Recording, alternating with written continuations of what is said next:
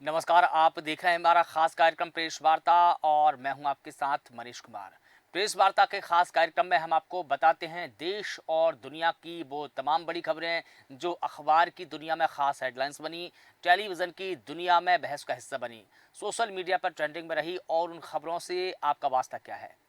Press वार्ता में आज हम उन तमाम बड़ी खबरों की चर्चा करेंगे जो हर खास आम के बीच में चर्चा का विषय रही है, चाहे फिर वो राजनीति से जुड़ी खबर हो, समाज से जुड़ी खबर हो, स्वास्थ्य शिक्षा या फिर आपकी दैनिक जीवन से जुड़ी खबर हो, या फिर मौसम, मानसून और बारिश से जुड़ी तमाम बड़ी अपडेट से हो। ये सभी खबरें आपको जानना है और इन तमाम बड़ी खबरों को लेकर हमारे साथ में जुड़ गए हैं हमारे एडिटर इन चीफ जय श्रीवास्तव जी, हमारे एडिटर सूरज पाठक जी, स्थानीय संपादक राजेश सक्सेना जी, लखनऊ ब्यूरो ज्ञानेश वर्मा जी। आप सभी का बहुत स्वागत है। सबसे पहले हम चलते हैं हमारे एडिटर इन चीफ जय श्रीवास्तव जी के पास में। सर, आज वो बड़ी खबरें कौन सी है जो अखबार की दुनिया में खास हेडलाइंस बनी है और क्यों? देखिए, आज की सबसे बड़ी खबर ये है कि राहुल गांधी आज दौरे पर है और राहुल गांधी जिस प्रकार से पहले से ही बोल रहे थे कि प्रधानमंत्री मणिपुर नहीं गए और राहुल गांधी के ये कई बार पहले भी दौरा कर चुके हैं और आज फिर मणिपुर जा रहे हैं। मुझे लगता है कि ये राजनीतिक परिदृश्य में जहां एक और प्रधानमंत्री नहीं पहुंचते हैं इतना बड़ी वारदात होने के बाद भी उस वहां पर राहुल गांधी का जाना अपने आप में दर्शाता है कि इसे जीवित रखना चाहती है कांग्रेस। मतलब ये है कि मणिपुर के देखिए 2 सीटें हैं जो लोकसभा की, उसमें अभी भारतीय जनता पार्टी को हार मिली है और कांग्रेस को वहां पर जीत मिली, तो इसके चलते जो है हो सकता है राहुल गांधी उनके बीच में जाके धन्यवाद ज्ञापित करना चाहे और ये मुद्दा जरूर उठाएंगे कि जो जलता हुआ मणिपुर है, जो वहां पर दंगा फसाद जो देखने को मिल रहे हैं, उस मणिपुर को किस प्रकार से राहुल गांधी वहां क्या आश्वासन देते हैं और इस ज्वलंत घटना के बावजूद वहां पर मोदी का ना जाना, ये एक बड़ी बात होगी। इसके अलावा एक और खबर है कि जो पश्चिम बंगाल से है कि पश्चिम बंगाल के जो राज्यपाल है वहां के कमिश्नर के खिलाफ एक कार्रवाई की है, क्योंकि जो कमिश्नर है वो राज्यपाल को बदनाम करना चाहते थे। इसी को देखते हुए गृह मंत्री दिल्ली के उनके ऊपर एक कार्रवाई की है। तो ये अपने आप में एक संदेश है कि आप किसी भी राज्यपाल जो वहाँ संवैधानिक पद पर बैठे हुए हैं उनके खिलाफ यदि कोई साजिश रचोगे तो निश्चित रूप से आपको जो है उसका दंड मिलना है।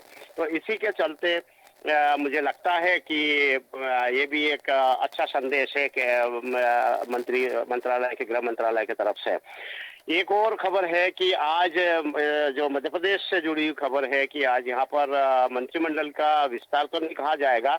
एक ही मंत्री जो कांग्रेस से अभी आए हैं और भारतीय जनता पार्टी ज्वाइन किया है, उनको आज मंत्रिमंडल में शामिल किया जा रहा है, रामनिवास रावत को।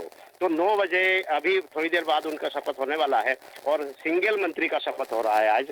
तो ये मंत्रिमंडल का विस्तार है, इसको बहुत बड़ा तो स्वरूप नहीं दिया गया है, क्योंकि इनका कमिटमेंट था कि आप यदि भारतीय जनता पार्टी में शामिल होते हो तो आपको मंत्रिमंडल में शामिल किया जाएगा। उसी के चलते ये विस्तार किया जा रहा है। जी मनीष। जी बिल्कुल ठीक है, और इसी के साथ हमारे एडिटर सूरज पाठक जी भी हमारे साथ में जुड़े हैं जो बताएंगे राष्ट्रीय खबरें, जो बड़ी खबर कौन सी रही है जो अखबार की दुनिया में खास हेडलाइंस बनी है, टेलीविजन में बहस का हिस्सा बनी है। सूरज जी, आपसे जानना चाहूंगा कि वो राष्ट्रीय स्तर की बड़ी खबर कौन सी है जो हर खासों आम के बीच में चर्चा का विषय रही और क्यों रही? सूरज जी। देखिए मनीष, मैं जी। सबसे पहले शुरुआत करना चाहूँगा एक ऐसी खबर से जो थोड़ा चिंता की बात तो है, लेकिन हालाँकि इसको लेकर के पहले ही बातें हो चुकी हैं। मैं बात करूँगा नेपाल को लेकर के, जहाँ एक बड़ी खबर आ रही है कि चाइना की जो वहाँ गतिविधियाँ हैं कि भारतीय सीमा से केवल 125 किलोमीटर दूर नेपाल के क्षेत्र में चाइना जो है चीन ड्रिलिंग कर रहा है और अपने पैसे खर्च करके वहाँ तेल की खोज कर रहा है। और उसका उद्देश्य यही है कि यदि वह तेल की खोज कर पाया, क्योंकि ये जो भीरखेत में अखंड ज्योति है, चीन का दावा है कि यहाँ पेट्रोल के भंडार हैं। हम्म। जैसे हमारे यहाँ हम कांगड़ा में मानते हैं कि वहाँ ज्वाला देवी है और वहाँ हमेशा जोत जलती रहती है, ऐसे ही नेपाल का जो क्षेत्र है भीरखेत, वहाँ पर एक अखंड ज्योति जलती है और चाइना ने दावा किया है कि वहाँ पर पेट्रोलियम के भंडार हो सकते हैं और इसलिए वहाँ पर वह जो है ड्रिलिंग कर रहा है और बताया जा रहा है कि 6 माह तक ड्रिलिंग चलेगी। और यदि वो वहाँ तेल के भंडारण की खोज कर लेता है, तो स्वाभाविक बात है कि वह नेपाल पर एक तरह का एहसान करना चाहता है और उस उपकार के बदले वह नेपाल की भारत से दूरी तय करना चाहता है कि भारत नेपाल से दूर हो जाए।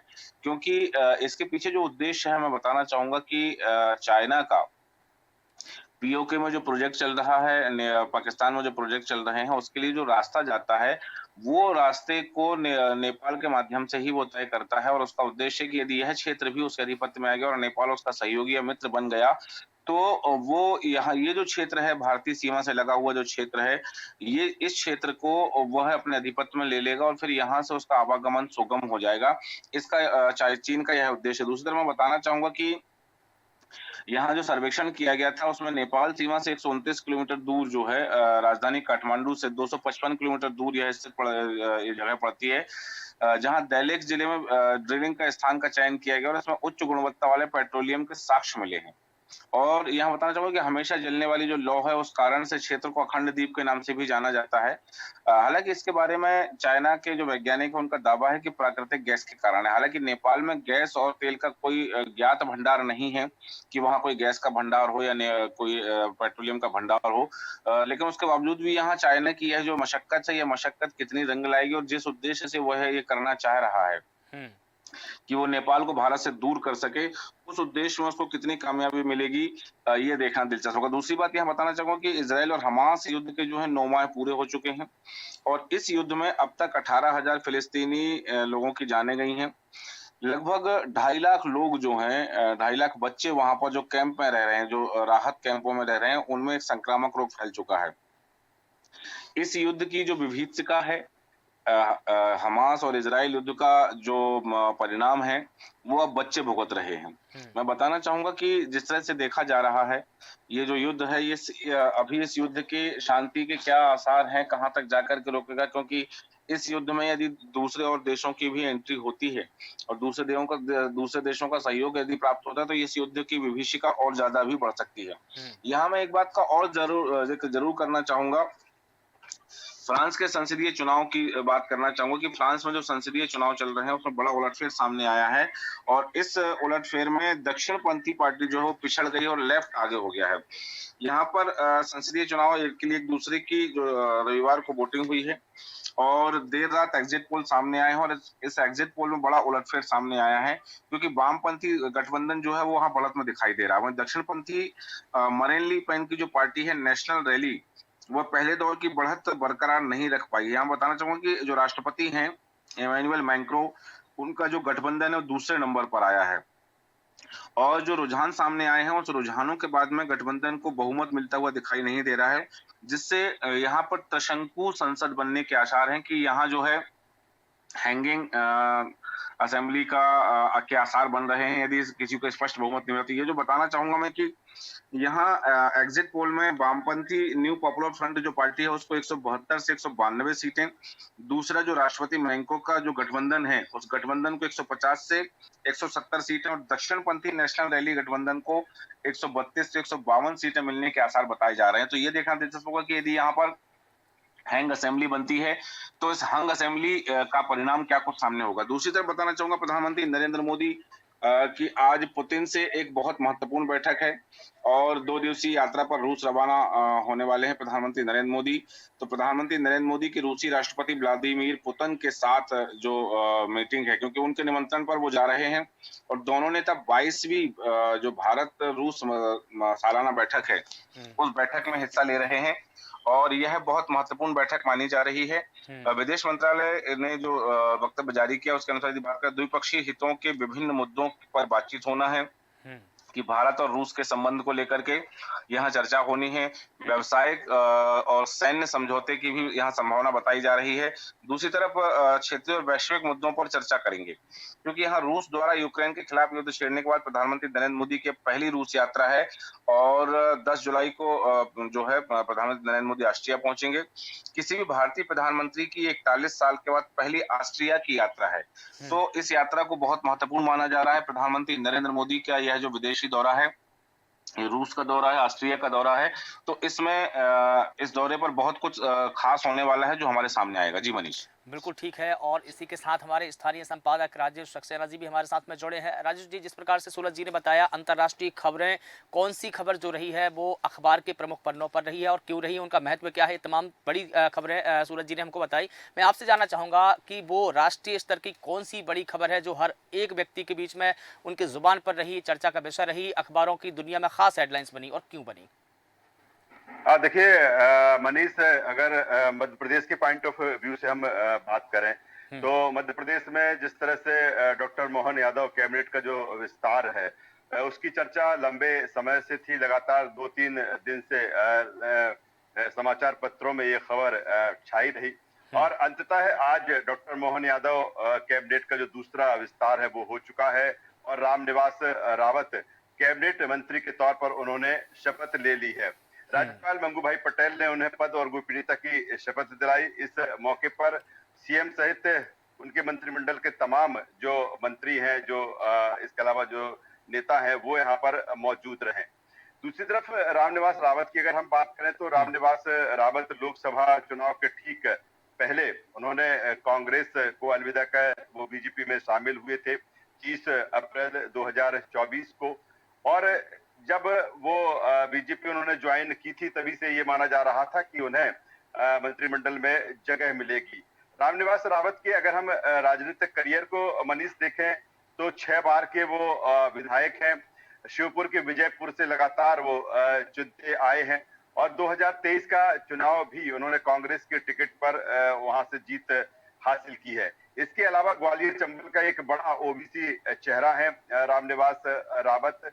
दिग्विजय सिंह सरकार में वो कैबिनेट मंत्री भी रहे, मध्य प्रदेश कांग्रेस के कार्यकारी अध्यक्ष भी रहे और जब वो बीजेपी में शामिल हुए उसके पहले कहीं ना कहीं नाराजगी उनकी इस बात को लेकर थी कि जिस तरह से उनकी वरिष्ठता के हिसाब से उनको नेता प्रतिपक्ष नहीं बनाया गया और उमंग सिंगार को नेता प्रतिपक्ष बना दिया गया।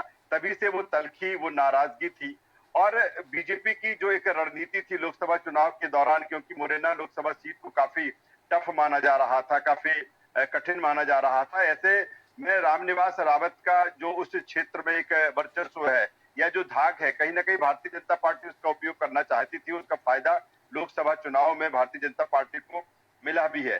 तो निश्चित तौर पर अब रामनिवास रावत कैबिनेट मंत्री के तौर पर है, जिस तरह से वो शपथ ले चुके हैं राजभवन में और अब वो विधानसभा अध्यक्ष को अपना इस्तीफा सौंपेंगे और फिर वहां पर बाई इलेक्शन होगा। इसके अलावा हम दूसरी खबर की हम बात करें, मध्य प्रदेश से ही जुड़ी हुई है जो मनीष, वो है अमरवाड़ा को लेकर, क्योंकि आज अमरवाड़ा में जो उपचुनाव हो रहा है वहां चुनाव प्रचार का आज आखिरी दिन है और छिंदवाड़ा की ये अमरवाड़ा जो सीट है या जिसका जो अखाड़ा है, निश्चित तौर पर भले ये एक सीट है जिस पर उपचुनाव हो रहा है, लेकिन दोनों के लिए एक तरफ ये भी है कि इस एक सीट से न कुछ भारतीय जनता पार्टी की सेहत में बहुत ज्यादा कुछ फर्क पड़ने वाला है और न कांग्रेस का, लेकिन इसके बावजूद भी दोनों के लिए ये सीट प्रतिष्ठा की सीट बनी हुई है, क्योंकि भारतीय जनता पार्टी ये चाहेगी कि जिस तरह से वहां पर उन्होंने छिंदवाड़ा का जो किला था वो भेजा लोकसभा चुनाव में और इस सीट को जीतकर वो ये कहेगी कि कमलनाथ का जो गढ़ माना जाता था उसमें हमने एक कील और ठोक दी है। दूसरी तरफ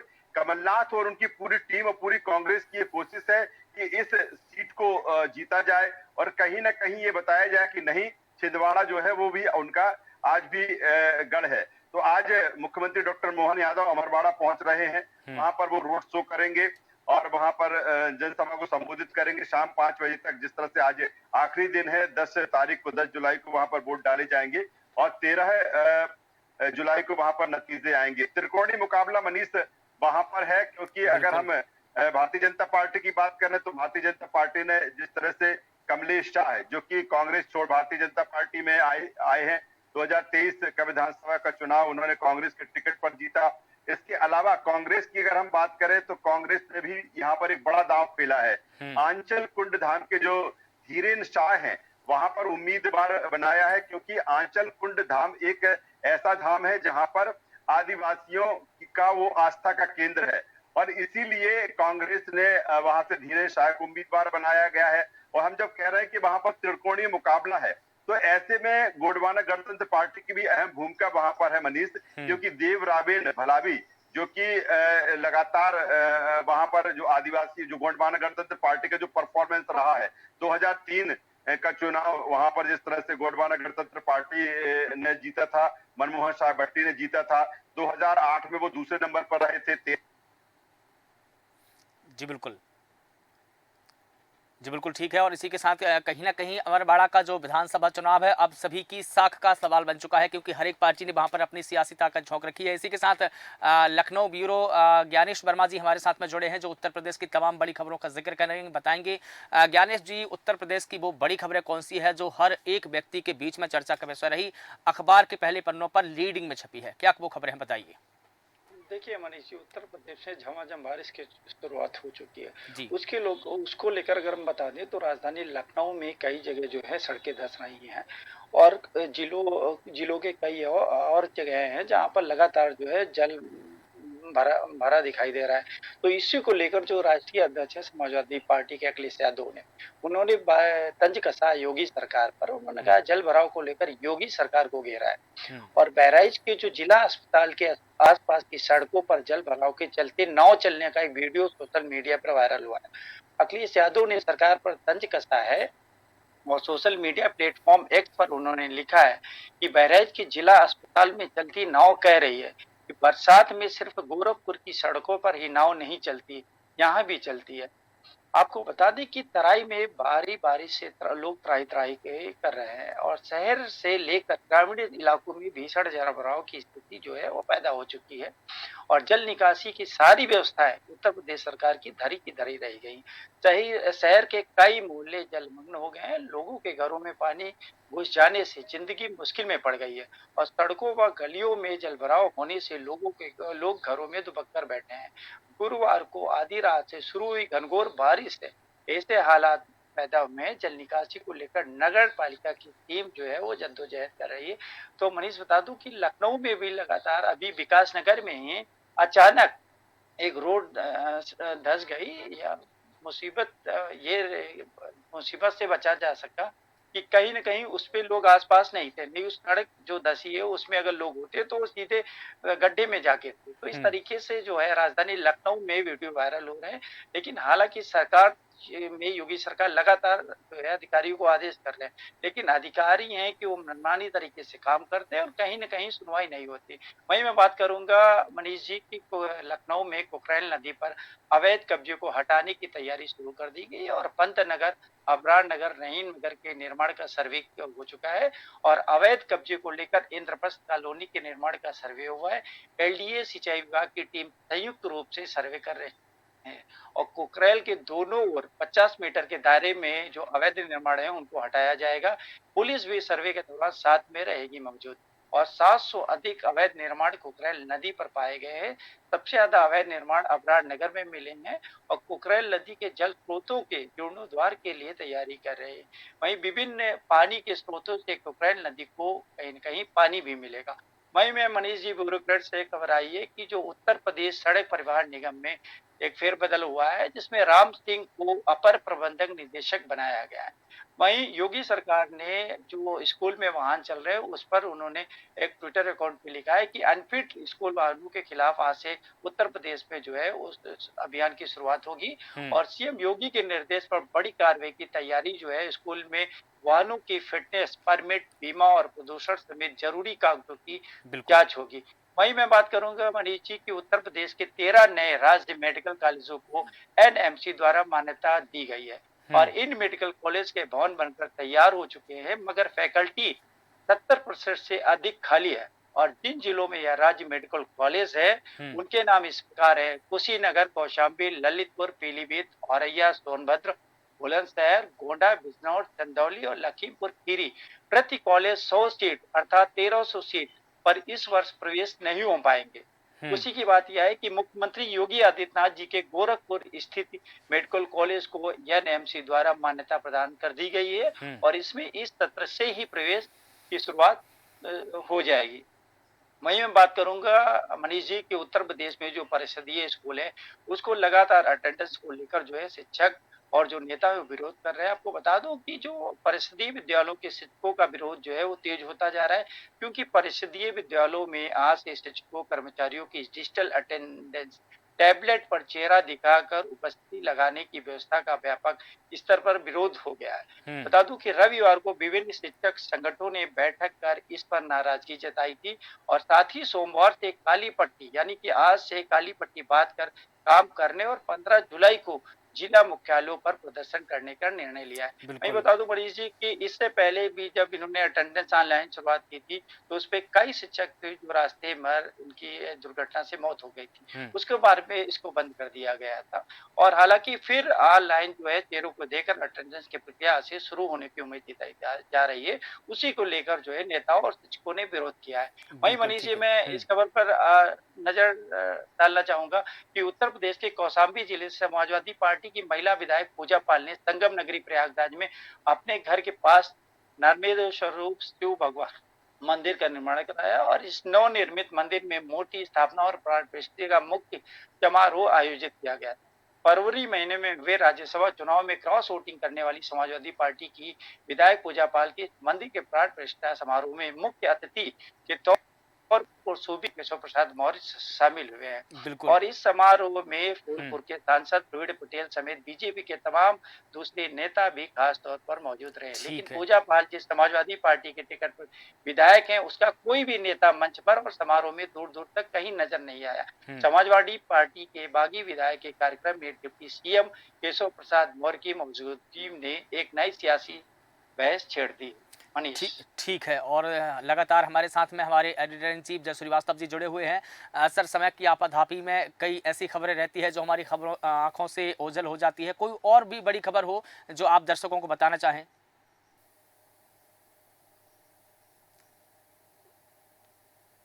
लगता है सर से हमारा संपर्क नहीं बन पा रहा है। सूरज पाठक जी हमारे एडिटर लगातार हमारे साथ में जुड़े हुए हैं। सर, कोई और खबर जो आप दर्शकों को बताना चाहें?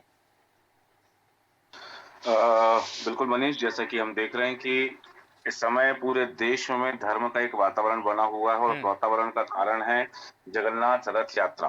बिल्कुल। जगन्नाथ रथ यात्रा शुरू हो चुकी है और पूरे देश में यही बताना चाहिए, केवल जगन्नाथपुरी में नहीं, उड़ीसा में नहीं, बल्कि पूरे देश में भगवान श्री जगन्नाथ जी के मंदिर हैं और हर जगह से भगवान की रथ यात्रा निकली है।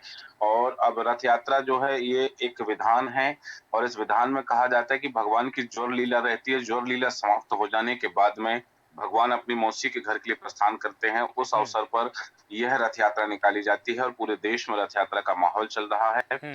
और राजधानी भोपाल में ही लगभग 9 जगह यात्रा निकाली गई है और पूरे देश में रथ यात्रा का माहौल। दूसरी तरफ बात करूंगा एक और खबर की जो आम जनता से जुड़ी हुई खबर है और वो खबर है नीट को लेकर के, क्योंकि नीट में आज सुप्रीम कोर्ट में सुनवाई होना है। क्योंकि नीट पेपर लीक कर को लेकर के जो पेपर लीक मामला है उस मामले में 38 याचिकाएं लगी हुई हैं और उन 38 याचिकाओं पर आज सुनवाई होना है। और उस सुनवाई के बीच में, क्योंकि नीट यूजी की जो परीक्षा थी 2024 के विवादों में घिर चुकी है और सुप्रीम कोर्ट में आज उस पर सुनवाई होना है। नीट परीक्षा कराने वाली जो एनटीए है उसने हाल ही में कोर्ट में कहा था कि बड़े पैमाने पर किसी गड़बड़ी के सबूत नहीं पाए गए हैं। ऐसे में अगर परीक्षा रद्द की जाती है तो लाखों ईमानदार बच्चों के लिए भी गंभीर संकट उत्पन्न हो सकता है। अब इन 38 याचिकाओं पर सुप्रीम कोर्ट में सुनवाई होनी है। इसमें से एक बड़ी मांग परीक्षा रद्द करवाने के लेकर के और दूसरी मांग जो है परीक्षा नए सिरे से करवाने को लेकर जुड़ी हुई है। वहीं नीट देने वाले 50 से ज्यादा छात्रों ने फिर से पेपर कराने को खिलाफ याचिका दायर की है। मैं बात करूंगा कि क्योंकि बिहार से हमने देखा कि मामले में बड़ी गिरफ्तारी हुई है और इस मामले में बिहार में सियासत भी की गई है और कुछ सियासी लोगों के नाम भी सामने इसमें आए थे। तो जिन परीक्षा माफियाओं को पटना पुलिस फरार मानती है वे पेपर लीक कराने की साजिश रचते हैं, इस तरह की बातें भी सामने आई हैं। दूसरी तरफ यदि मैं बात करूं मध्य प्रदेश के संदर्भ में कि जिस तरह से मध्य प्रदेश में कल भारतीय जनता पार्टी की कार्यकारिणी की बैठक हुई है, दूसरी तरफ कांग्रेस में भी नई कार्यकारिणी गठन को लेकर के यहाँ बात चल रही है। क्योंकि यहाँ एक बात जरूर मैं करना चाहूंगा, जिसका जिक्र मैं करना चाहूंगा कि जिस तरह से मध्य प्रदेश के मुख्यमंत्री डॉक्टर मोहन यादव, पूर्व मुख्यमंत्री शिवराज सिंह चौहान और वी.डी. शर्मा, इनकी जो बॉन्डिंग देखी जा रही है, इस बॉन्डिंग को लेकर के कयास लगाए जा रहे हैं कि मध्य प्रदेश में अब जिस तरह से भारतीय जनता पार्टी की जो कार्यशैली है उस कार्यशैली में कुछ नया और कुछ बड़ा देखने के लिए मिल सकता है।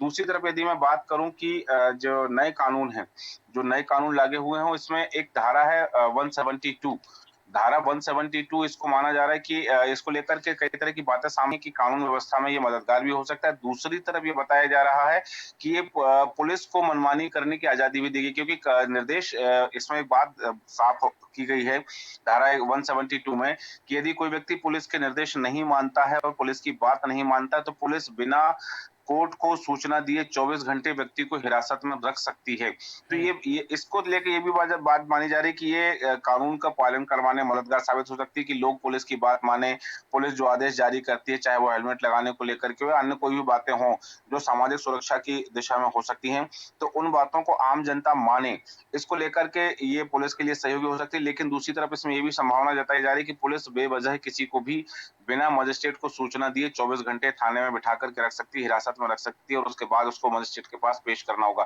क्योंकि कोई भी व्यक्ति यदि भारतीय न्याय संहिता की जो धारा है, इस धारा के तहत पुलिस अधिकारी के कानूनी निर्देशों का पालन करने के लिए हर व्यक्ति बाध्य होगा जो उसने अपने काम को पूरा कराने के लिए दिए हैं। दूसरी तरफ एक पुलिस अधिकारी जो है उपधारा 1 के तहत उसके द्वारा दिए गए किसी भी निर्देश का विरोध करते या इंकार करने पर या अनदेखी करने पर या उसके आदेश की अवहेलना करने पर किसी भी व्यक्ति को हिरासत में लिया जा सकता है या उसे 24 घंटे रखा जा सकता है और ऐसे व्यक्ति को मजिस्ट्रेट के सामने लाने की बात 24 घंटे के बाद की बाध्यता है। तो इन कानूनों को लेकर के भी जो है तमाम तरह की बातें सियासत में देखी जा रही हैं कि इन कानूनों को कैसे लागू किया जाएगा, इन कानूनों में क्या कुछ नया देखने मिलेगा। तो एक-एक करके अब उसका विश्लेषण किया जा रहा है और उन विश्लेषणों के बाद में कानूनों को लागू करने की बात कही जा रही है। जी मनीष। बिल्कुल ठीक है। आप सभी का बहुत शुक्रिया इस खास कार्यक्रम में जुड़ने के लिए। तो बता दें कि आज के खास कार्यक्रम में हमने प्रेस वार्ता में देश और दुनिया की तमाम बड़ी खबरों को जाना जो हर एक व्यक्ति की जुबान पर रही, हर खास कौम के बीच में चर्चा का विषय रही, अखबार के पन्नों में लीडिंग रही। फिलहाल देश न्यूज़ के खास कार्यक्रम प्रेस वार्ता में बस इतना ही। मुझे दीजिए इजाज़त और आप लगातार बने रहिए देश न्यूज़ के साथ। नमस्कार।